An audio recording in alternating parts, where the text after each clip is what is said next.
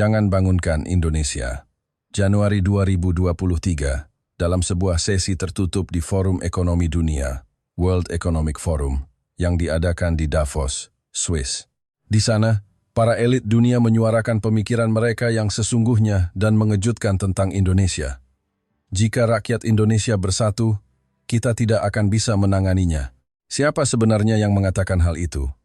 Mengapa dunia begitu takut pada Indonesia? Seorang jurnalis Amerika, Michael Anderson, berhasil mendapatkan rekaman audio terlarang ini dan menemukan kebenaran sesungguhnya tentang Indonesia. Mari kita telusuri bersama. Michael Anderson adalah seorang reporter veteran untuk Financial Times. Lulusan ekonomi dari Universitas Stanford, ia telah meliput tren ekonomi global selama lebih dari 2 dekade.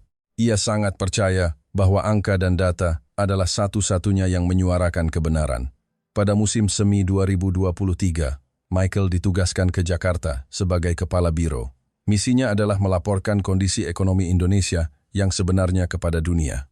Namun, di dalam benaknya, Michael sudah memiliki kesimpulan tentang Indonesia. Terjebak dalam stagnasi sejak krisis 97. Ungkapan itu seolah merangkum segalanya.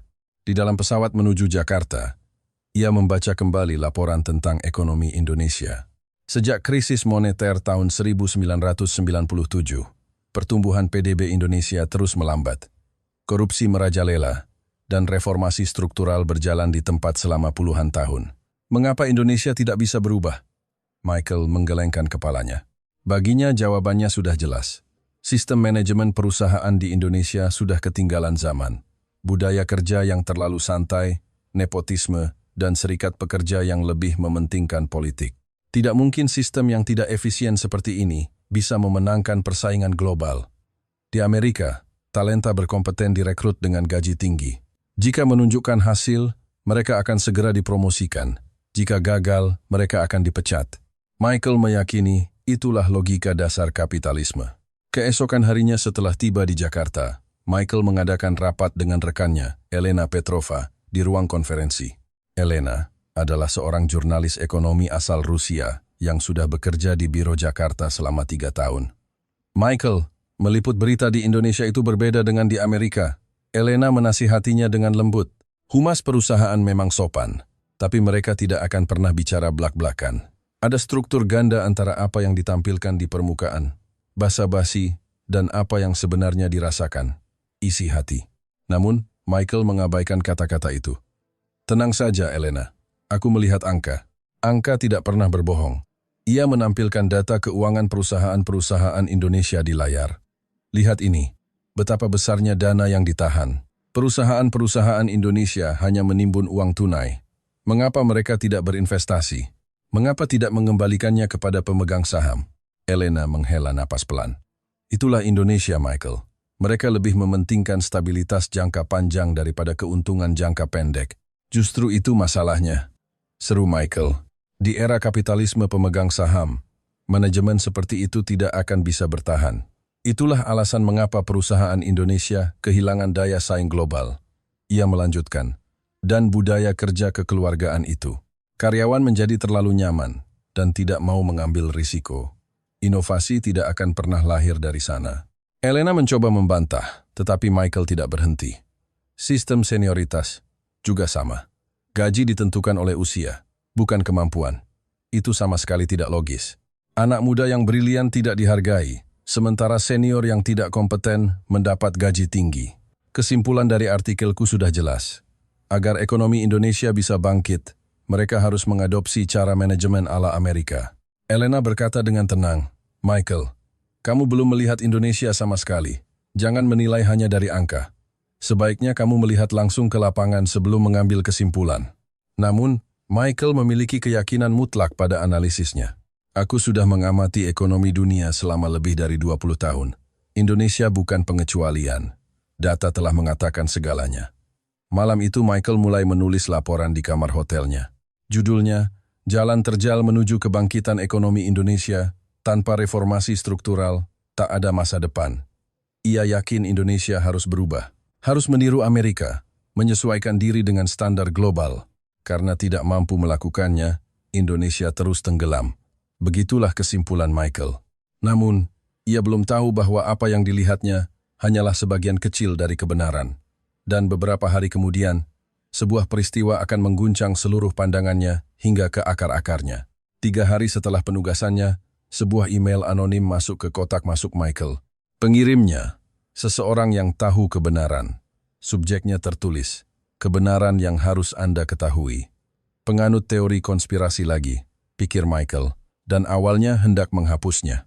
Sebagai jurnalis, email-email mencurigakan seperti itu adalah hal biasa. Namun, sesuatu membuatnya penasaran dan ia membuka email itu. Isi pesannya singkat. 18 Januari 2023, sesi tertutup di Forum Ekonomi Dunia di Davos, Swiss. Saya percayakan kebenaran yang dibicarakan di sana kepada Anda. Ini adalah informasi yang harus diketahui dunia. Sebagai seorang jurnalis, tolong sampaikan kebenaran ini. Terlampir sebuah file audio berdurasi sekitar 10 menit. Dengan hati-hati Michael membuka file itu dan mengenakan headphone-nya. Saat ia menekan tombol putar, dimulailah 10 menit yang akan mengubah hidupnya. Suara pertama yang terdengar adalah suara seorang moderator. Baiklah, mari kita bertukar pandangan secara jujur mengenai prospek ekonomi Asia, khususnya tentang Indonesia. Di latar belakang, terdengar suara kursi bergeser dan kertas dibolak-balik. Tidak diragukan lagi, ini adalah rekaman dari sebuah ruang rapat. Kemudian, suara para peserta mulai terdengar satu persatu. Pasar Indonesia itu unik, berbeda dari negara manapun. Terdengar suara dengan aksen Inggris Amerika. Mungkin seorang eksekutif dari Silicon Valley, tebak Michael. Produk kami sukses di seluruh dunia. Tapi Indonesia berbeda. Tuntutan dan selera konsumen mereka luar biasa spesifik dan komunal. Suara lain melanjutkan. Orang Indonesia sangat memperhatikan rasa. Pelayanan yang menurut kita sudah 95% sempurna, di Indonesia masih dianggap kurang memuaskan. Michael mengerutkan kening. Ini tidak terdengar seperti kritik, melainkan pujian. Sebuah suara dengan aksen Inggris Eropa terdengar di ruang rapat. Produk Jerman selama ini membanggakan kualitas terbaik di dunia. Namun, jujur saja, jika dibandingkan dengan produk kerajinan tangan dari beberapa bengkel di Indonesia, kami harus mengakui ada perbedaan. Michael menegakkan duduknya. Seorang Jerman mengakui produk negaranya kalah. Ini adalah pernyataan yang sulit dipercaya. Suara dengan aksen Mandarin masuk. Kami telah belajar banyak dari Indonesia. Kami meneliti teknologi mereka, meniru pabrik mereka, membongkar produk mereka untuk dianalisis. Kami mencoba membuat hal yang sama, tapi kami gagal. Terdengar nada penyesalan yang jelas dalam suaranya. Kami tidak tahu alasannya. Kami membeli mesin yang sama, menggunakan bahan yang sama. Terkadang, kami bahkan membajak insinyur dari perusahaan Indonesia. Tetap saja, kami tidak bisa menghasilkan produk dengan kualitas yang sama. Michael menahan napas. Para elit dunia menilai kemampuan teknis tersembunyi Indonesia setinggi ini. Ini sangat berbeda dengan citra Indonesia yang stagnan dan terbelakang yang ia kenal. Dan kemudian, audio itu mencapai bagian yang lebih mengejutkan. Suara seorang pria tua terdengar. Berbicara dengan tenang, namun berat. Jujur saja, Indonesia itu berbahaya. Ruang rapat itu hening seketika. Keheningan itu terasa jelas bahkan dari rekaman audio. Jantung Michael mulai berdebar kencang. Jangan salah paham. Yang saya maksud bukan ancaman militer. Bukan juga invasi ekonomi. Orang Indonesia tidak melakukan hal-hal seperti itu. Salah satu peserta bertanya, lalu, apa yang berbahaya? Setelah jeda sejenak, pria itu menjawab, potensi mereka. Orang Indonesia saat ini sedang tertidur. Mereka tidak menyadari kekuatan mereka sendiri. Tapi, jika mereka bangkit, jika mereka mendapatkan kembali kepercayaan diri mereka, dan jika mereka bersatu, saat itu, kita tidak akan bisa menanganinya. Michael tanpa sadar menekan tombol jeda. Apa? Ia menatap layar dengan tak percaya. Para elit top dunia menyebut Indonesia berbahaya, dan itu karena ketakutan akan potensi terpendamnya. Dengan tangan gemetar, Michael menekan tombol putar lagi. Peserta lain berbicara, selama 50 tahun terakhir, kita telah mengarahkan Indonesia ke arah tertentu, mendorong individualisme, menolak kolektivisme, dan membuat mereka kehilangan kepercayaan pada budaya mereka sendiri. Mata Michael terbelalak. Mengarahkan? Apa artinya itu? Dan upaya itu tampaknya berhasil. Tapi akhir-akhir ini, ada tanda-tanda perubahan. Perubahan seperti apa? Orang Indonesia mulai mengevaluasi kembali nilai-nilai mereka. Generasi muda mulai bangga dengan identitas keindonesiaan mereka. Penyebaran internet membuat kontrol informasi tidak lagi efektif. Ini adalah masalah serius bagi kita. Michael terpana. Dan akhirnya, kata-kata yang paling menentukan terdengar. Yang paling kita takuti adalah jika rakyat Indonesia bersatu kembali. Saat ini, Indonesia terpecah belah. Individualisme telah meresap dan rasa memiliki terhadap kelompok telah memudar. Ini menguntungkan bagi kita. Namun, jika ada sesuatu yang memicu orang Indonesia untuk bersatu kembali, saat itu mereka akan menunjukkan kekuatan yang luar biasa. Dan itu adalah ancaman bagi kita. Audio itu berakhir di sana. Michael duduk terpaku di kursinya untuk waktu yang lama. Apa-apaan tadi? Tangannya gemetar. Kewaspadaan para elit dunia terhadap Indonesia yang diungkapkan secara blak-blakan. Strategi mengerikan untuk membuat orang Indonesia tetap tertidur. Dan yang terpenting, bagaimana jika stagnasi Indonesia pasca krisis moneter, yang disebut-sebut sebagai era kegagalan, sebenarnya adalah sesuatu yang sengaja diciptakan. Naluri jurnalistik Michael berteriak. Jika ini asli, ini adalah berita yang luar biasa besar. Tapi pada saat yang sama, pertanyaan besar muncul. Apakah rekaman ini asli? Apakah Indonesia benar-benar entitas yang begitu ditakuti? Dan apakah citra Indonesia yang stagnan yang selama ini ia yakini benar-benar tepat? Michael mengambil keputusan. Ia akan memastikan kebenarannya. Melihat wajah asli Indonesia dengan matanya sendiri. Perjalanannya di Indonesia kini benar-benar akan dimulai. Keesokan paginya, Michael menuju sebuah kawasan industri di Tangerang. Ia mengunjungi sebuah bengkel pengolahan logam kecil bernama Bengkel Presisi Hartono. Karyawannya hanya 12 orang. Apa yang bisa ditemukan di bengkel sekecil ini? Sejujurnya, Michael tidak berharap banyak. Di pintu masuk bengkel, seorang pria berambut putih berdiri. Bapak Budi Hartono, sang pemilik, 65 tahun. Ia telah menjaga bengkel ini selama 40 tahun. Selamat datang, Pak Michael. Pak Budi membungkuk dengan sopan. Bengkel kami memang kecil, tapi kami membuat komponen presisi. Pak Budi memandu Michael masuk ke dalam. Bagian dalam bengkel itu luar biasa bersih. Tidak ada satupun sampah di lantai. Dan mesin-mesin tertata rapi. Tingkat presisi kami 1,1000 mm, kata Pak Budi dengan santai. 1/1000 mm. Michael bertanya ulang. Betul, lebih tipis dari 1/10 helai rambut. Michael menahan napas. Bagaimana Anda bisa mencapai presisi seperti itu? Pak Budi berdiri di depan sebuah mesin. Performa mesin memang penting. Tapi pada akhirnya, ini semua tentang intuisi manusia, tentang rasa. Ia mengambil sebuah komponen logam. Kami bisa tahu hanya dengan menyentuhnya. Sambil tersenyum, Pak Budi mendemonstrasikannya. Ia menutup mata dan mengusap komponen itu dengan jarinya. Hanya dalam beberapa detik, ia berkata, yang ini kurang 2 mikron. Asahannya belum sempurna. Setelah diperiksa dengan alat ukur, ternyata benar. Michael benar-benar kehilangan kata-kata. Bagaimana Anda mendapatkan kepekaan seperti ini? Pak Budi menjawab, butuh 30 tahun. Mengulangi pekerjaan yang sama setiap hari. Sampai suatu saat, tiba-tiba Anda mengerti. Michael diperlihatkan daftar pelanggan. Nama-nama yang luar biasa tertera di sana. Perusahaan besar di bidang dirgantara, produsen alat kesehatan, dan bahkan perusahaan asing ternama. Boeing juga pelanggan Anda? Ya. Kami dipercaya membuat komponen penting untuk pesawat mereka, jawab Pak Budi dengan rendah hati. Sebenarnya, perusahaan dari Tiongkok sudah berkali-kali datang dengan penawaran akuisisi. Pak Budi mulai bercerita dengan tenang. Nilainya sangat tinggi, tapi saya tolak. Anda tolak? Benar, jawab Pak Budi sambil memandang sekeliling bengkelnya. Teknologi kami tidak bisa dibeli dengan uang. Ini adalah sesuatu yang hanya bisa kami lakukan di bengkel ini, bersama dengan rekan-rekan ini. Ini bukan hanya soal gaji. Ada kebanggaan bekerja di sini, ikatan dengan teman-teman, dan tanggung jawab kepada pelanggan. Hal-hal seperti itu tidak bisa dinilai dengan uang. Ia melanjutkan. Perusahaan Tiongkok itu juga mencoba membajak kami, tapi tidak ada satupun yang mau pergi. Kenapa? Karena keahlian individu saja tidak cukup. Waktu yang tepat saat rekan di sebelah memberikan komponen. Tatapan dari orang di belakang yang memastikan semuanya benar. Semuanya bekerja sama untuk menghasilkan produk yang sempurna. Itulah kekuatan tim, kekuatan gotong royong kami. Rekaman dari Davos kembali terngiang di benak Michael. Kekuatan orang Indonesia bukan pada individu, tetapi pada tim.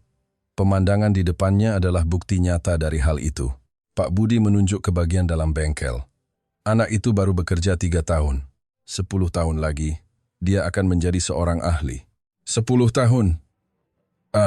Keahlian sejati tidak bisa didapat dengan mudah. Butuh waktu untuk meresap ke dalam tubuh.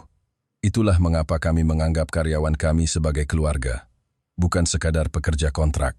Michael terdiam.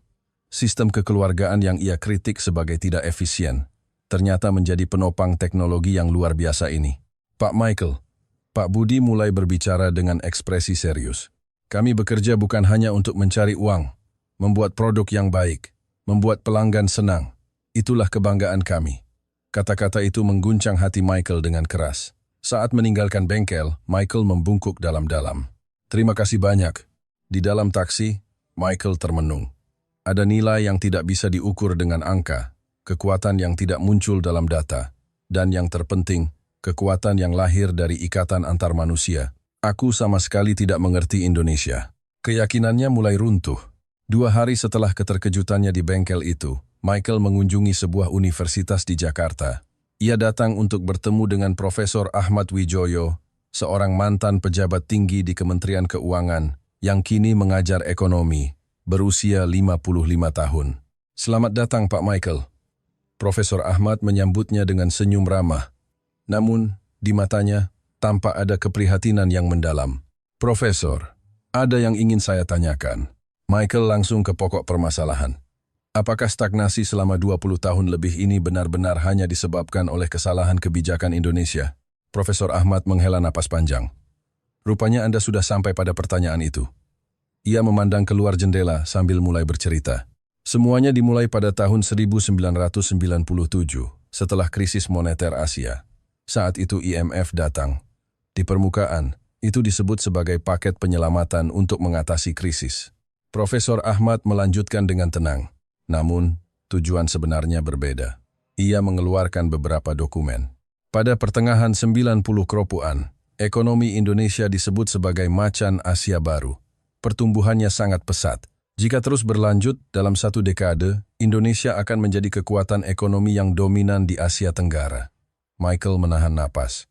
Paket bantuan dari IMF datang dengan syarat-syarat yang sangat ketat. Privatisasi BUMN, liberalisasi pasar keuangan, dan penghapusan subsidi. Industri dalam negeri kita terpukul sangat keras.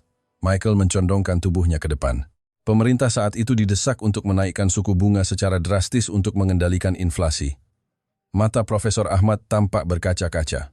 Kebijakan moneter yang ketat itu menjadi pemicu runtuhnya ribuan perusahaan domestik. Mengapa begitu terburu-buru? Setelah hening sejenak, Profesor Ahmad membuka mulutnya dengan berat. Ada tekanan dari luar. Saat itu, ada sentimen bahwa Indonesia menjadi terlalu kuat, terlalu mandiri. Tekanan politik itu sangat besar. Ia menyerahkan sebuah dokumen kepada Michael. Setelah krisis, banyak perusahaan Indonesia yang bangkrut dibeli dengan harga sangat murah oleh dana investasi asing. Aset-aset strategis negara berpindah tangan. Profesor Ahmad berkata dengan ekspresi yang tidak bisa menyembunyikan kekecewaannya. Siapa yang diuntungkan? Jawabannya sudah jelas. Tapi bukan hanya itu, Profesor Ahmad memulai cerita yang lebih dalam. Ada masalah yang lebih mendasar. Ini bermula dari cara pandang institusi global terhadap negara berkembang pasca Perang Dingin. Ia mengeluarkan salinan dokumen lama. Ini adalah dokumen internal Bank Dunia yang sudah dideklasifikasi. Michael membaca dokumen itu dan matanya terbelalak. Di sana tertulis, semangat kolektivisme dan solidaritas sosial orang Indonesia sangat kuat. Untuk integrasi ke dalam ekonomi global, nilai-nilai ini perlu diarahkan menuju individualisme dan kompetisi. Mereka tidak hanya takut pada kekuatan ekonomi Indonesia, mereka takut pada kemampuan bangsa kita untuk bersatu dan bergerak bersama. Kemampuan yang memungkinkan kita meraih kemerdekaan. Kemampuan rakyat untuk bergotong royong membangun negara dari nol. Institusi global takut akan hal itu dan berusaha mengubah fondasi masyarakat Indonesia, jelas Profesor Ahmad. Jantung Michael berdebar kencang. Nilai-nilai yang ditekankan dalam pendidikan kita, gotong royong, musyawarah, harmoni sosial, semua itu dicap sebagai pengekangan terhadap individu. Michael mulai mengerti. Apa yang dikatakan dalam rekaman Davos mendorong individualisme dan menolak kolektivisme selama puluhan tahun semuanya sudah dimulai sejak lama. Dan pada akhir 1990-an, suara Profesor Ahmad menjadi lebih berat.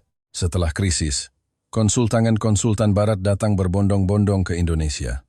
Mereka berkata, sistem kekeluargaan itu tidak efisien, senioritas sudah ketinggalan zaman, prioritaskan keuntungan pemegang saham.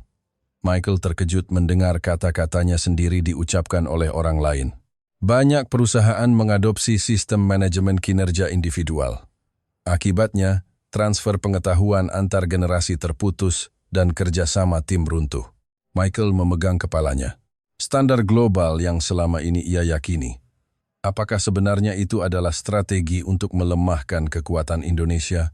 Profesor, tanya Michael dengan suara bergetar. Apakah Anda mengatakan bahwa stagnasi selama ini sengaja diciptakan? Profesor Ahmad mengangguk pelan. Saya tidak mengatakan semuanya begitu, tapi ia menatap lurus ke arah Michael. Adalah sebuah fakta bahwa ada gerakan sistematis untuk menolak dan melemahkan kekuatan asli Indonesia. Transfer keahlian melalui hubungan jangka panjang, investasi dengan visi ke depan, dan kekuatan kerjasama tim. Michael memandang keluar jendela. Ia mengepalkan tangannya. Apakah aku juga telah menjadi bagian dari skenario itu? Pak Michael, Profesor Ahmad berkata dengan lembut. Anda telah menyadarinya. Itulah yang terpenting. Dan sekarang, banyak orang Indonesia juga mulai menyadarinya. Michael membungkuk dalam-dalam. Terima kasih. Saya harus menyampaikan kebenaran ini. Sambil meninggalkan ruang penelitian, amarah dan rasa tanggung jawab membara di hati Michael. Dunia takut pada kekuatan sejati Indonesia. Itulah sebabnya, selama puluhan tahun, mereka berusaha merampas kepercayaan diri dan melemahkan persatuan bangsa Indonesia. Namun, Indonesia tetap bertahan.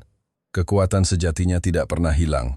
Malam itu, Michael memulai riset mendalam di kamar hotelnya. Apa yang ia pelajari dari Profesor Ahmad, apa yang ia lihat dari Pak Budi, ia perlu memverifikasi semuanya dengan data. Data demi data muncul di layar komputernya. Pertama, ia memeriksa tentang sektor kreatif dan ekonomi digital. Ia tidak percaya dengan apa yang dilihatnya. Indonesia, secara konsisten, berada di jajaran atas dunia dalam hal pertumbuhan ekonomi digital dan jumlah startup. Di tengah narasi stagnasi, ternyata inovasi seperti ini terus lahir. Selanjutnya, ia memeriksa data tentang kontribusi sosial. Indeks pemberian dunia, World Giving Index, menunjukkan Indonesia secara konsisten menempati peringkat pertama sebagai negara paling dermawan di dunia selama bertahun-tahun. Bahkan di tengah kesulitan ekonomi, semangat berbagi dan gotong royong mereka tidak pernah luntur. Tangan Michael gemetar. Ia melanjutkan penelitiannya dan fakta-fakta mengejutkan terus terungkap. Pemain dominan dunia untuk nikel bahan baku baterai kendaraan listrik, minyak sawit, dan berbagai komoditas penting lainnya.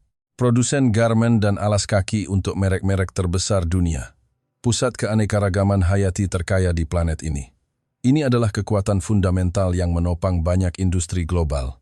Michael juga mulai memeriksa indikator sosial. Tingkat toleransi dan kerukunan antarumat beragama, meskipun menghadapi banyak tantangan, tetap menjadi salah satu yang terkuat di dunia. Tingkat kejahatan yang relatif rendah untuk negara sebesar itu. Keramahan penduduknya yang diakui secara global. Indonesia tidak kehilangan apapun. Justru, mereka terus menjaga hal-hal yang paling penting, gumam Michael sambil menatap layar. Mungkin pertumbuhan ekonomi melambat. Mungkin indeks persepsi korupsi masih menjadi masalah. Namun Indonesia tidak pernah melepaskan modal sosialnya, budayanya, keramahannya, dan stabilitas komunalnya, hal-hal yang benar-benar penting. Ini bukan 20 tahun yang hilang, tapi 20 tahun yang bertahan. Michael kemudian meneliti tentang pemuda Indonesia saat ini. Menganalisis tren di media sosial, ia melihat kecenderungan yang menarik. Minat terhadap budaya tradisional Indonesia meningkat pesat. Penghargaan terhadap kerajinan lokal, kebanggaan terhadap nilai-nilai keindonesiaan, dan gerakan Bangga Buatan Indonesia. Generasi Z mulai menyadari kehebatan negara mereka. Sebuah data survei menarik perhatiannya. Hasil survei kesadaran di kalangan anak muda Indonesia. Jumlah responden yang merasa puas ketika berhasil mencapai sesuatu sebagai tim terus meningkat dari tahun ke tahun. Semakin banyak anak muda yang merasa nilai kerjasama lebih penting daripada kesuksesan individu. Michael terkejut. Di era individualisme, pemuda Indonesia justru mulai menghargai kembali semangat kolektivitas. Di media sosial, banyak unggahan seperti ini. Bangga menjadi orang Indonesia. Potensi kita luar biasa. Kita harus lebih percaya diri. Suara-suara positif yang dulu jarang terdengar, kini semakin banyak. Michael berdiri dan memandang keluar jendela. Pemandangan malam Jakarta terhampar di bawahnya dengan jutaan cahaya yang bersinar tenang. Kebangkitan yang sunyi sedang dimulai. Rekaman Davos kembali terngiang di benaknya. Jika orang Indonesia menyadari nilai mereka, tanda-tandanya sudah mulai terlihat. Orang Indonesia perlahan-lahan mulai menyadari kehebatan mereka. Apa yang mereka pikir telah hilang, ternyata tidak pernah hilang, hanya terlupakan sejenak. Dan kini, mereka mulai mengingatnya kembali. Tekad yang kuat terpancar di mata Michael. Aku harus memberitakan kebenaran ini kepada dunia. Betapa istimewanya negara ini. Betapa luar biasanya bangsa ini. Dan mengapa para elit dunia begitu takut pada mereka. Aku seorang jurnalis. Menyampaikan kebenaran adalah misiku. Michael kembali ke komputernya dan mulai menulis artikel. Judulnya, Kebenaran tentang Indonesia, Mengapa Dunia Takut pada Kekuatannya. Jari-jarinya mulai bergerak cepat di atas keyboard. Keesokan paginya, Michael memutuskan untuk mendengarkan kembali rekaman audio Davos. Namun, kali ini, ia mendengarkannya dengan perasaan yang sama sekali berbeda. Teknologi yang ia lihat di bengkel Pak Budi, sejarah yang ia pelajari dari Profesor Ahmad, fakta yang ia konfirmasi dari data setelah mengetahui semuanya, makna dari rekaman itu terdengar sangat berbeda. Ia menekan tombol putar. Indonesia itu berbahaya. Suara itu kini bisa ia pahami dengan jelas. Yang berbahaya bukanlah kekuatan militer atau ekonominya, melainkan potensi yang dimiliki oleh rakyat Indonesia itu sendiri. Jika mereka bangkit, Michael memejamkan mata. Wajah Pak Budi terbayang di benaknya. Keahlian merasakan presisi 1/1000 milimeter dengan ujung jari. Sikapnya yang tanpa pamrih mewariskan keahlian yang ia peroleh selama 30 tahun kepada generasi berikutnya. Hatinya yang lebih mementingkan kebanggaan dan tanggung jawab daripada uang. Inilah kekuatan orang Indonesia. Audio berlanjut. Mendorong individualisme, menolak kolektivisme. Michael mengepalkan tangannya. Ia juga pernah menjadi bagian dari strategi itu. Efisiensi, keuntungan pemegang saham, standar global. Dengan kata-kata itu, ia telah menolak kekuatan Indonesia. Padahal, kekuatan itulah yang ditakuti dunia. Kekuatan untuk bekerja sebagai tim, kekuatan untuk memiliki visi jangka panjang, kekuatan untuk mewariskan teknologi kepada generasi berikutnya, dan yang terpenting, hati yang mementingkan harmoni bersama di atas kepentingan pribadi. Semua ini adalah hal-hal yang dibutuhkan oleh abad ke-21. Michael sadar. Dunia saat ini sedang terpecah belah.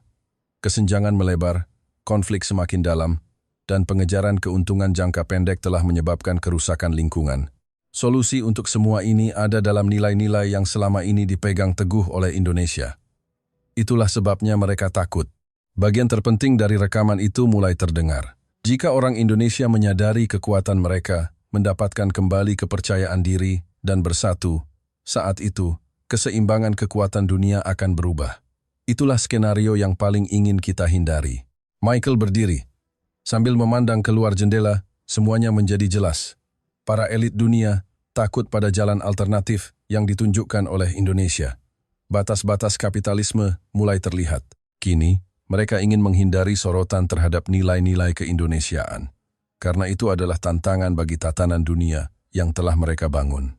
Jika Indonesia berhasil mencapai kesuksesan dengan gotong royong dan visi jangka panjang, negara-negara di seluruh dunia mungkin akan mengikutinya. Keunggulan kapitalisme ala Amerika bisa runtuh. Itulah sebabnya mereka ingin membuat Indonesia tetap tertidur. Michael menarik napas dalam-dalam, dan ia kembali menegaskan misinya sebagai seorang jurnalis. Aku harus memberitakan kebenaran ini kepada dunia. Ia duduk di depan komputernya dan mulai menyelesaikan draft akhir artikelnya. Judulnya, Kebenaran tentang Indonesia, Mengapa Dunia Takut pada Kekuatannya. Artikel itu dimulai seperti ini. Selama ini, saya telah salah menilai Indonesia. Di tengah stagnasi yang disebut era reformasi yang hilang, Indonesia tidak kehilangan apapun. Sebaliknya, Indonesia adalah satu-satunya yang terus menjaga apa yang telah hilang dari dunia.